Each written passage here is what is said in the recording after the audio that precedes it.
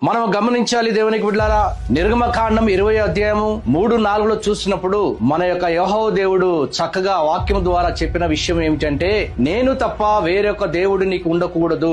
CM Jagan గారు ముందు క్రైస్తవుడుగా మనందరికీ సుపరిచితులు. అదే విధముగా మరి మనము కూడా నమ్మాము. అది మంచి కుటుంబం, క్రైస్తవ కుటుంబం నమ్మి వారిని సీఎం గా చేయటం కూడా జరిగింది. మరి వారు చేసినటువంటి ఒక భయంకరమైనటువంటి తప్పు ఏంటంటే, శారదా పీఠాధిపతి అయినటువంటి శ్రీ స్వరూపానంద స్వామి గారి సమక్షంలో ఉత్తరాఖండలోని ఋషికేశ్ నందు ఆయన పూర్తి మనసుతో, ఆత్మతోనూ, శారీరకంగా హిందువుగా, అన్య మతస్థుడుగా అయిపోయినట్లుగా మనమందరికీ తెలిసిన విషయమే.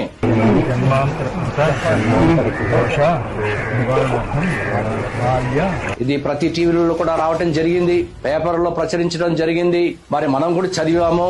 కొంతమంది దాన్ని ఎక్కువగా పట్టించుకోలేదు. కానీ దేవుడు మాత్రం స్పష్టంగా అంటున్నారు, నేను తప్ప వేరే ఒక దేవుడు నీకు ఉండకూడదు. ఇది దేవుని ఆజ్ఞ. మరి ఆ దేవుడు తప్ప వేరే దేవుడు ఉండకూడదు అనినప్పుడు తను వెళ్లి అక్కడ పీఠాధిపతుల యొద్ద యజ్ఞాలు చేయటము, జందం వేసుకోవటము, వారి తండ్రి కొరకు అక్కడ పిండం పెట్టటము, ఇవన్నీ కూడా మన క్రైస్తత్వంలో, మన పరిశుద్ధ గ్రంథంలో లేదు.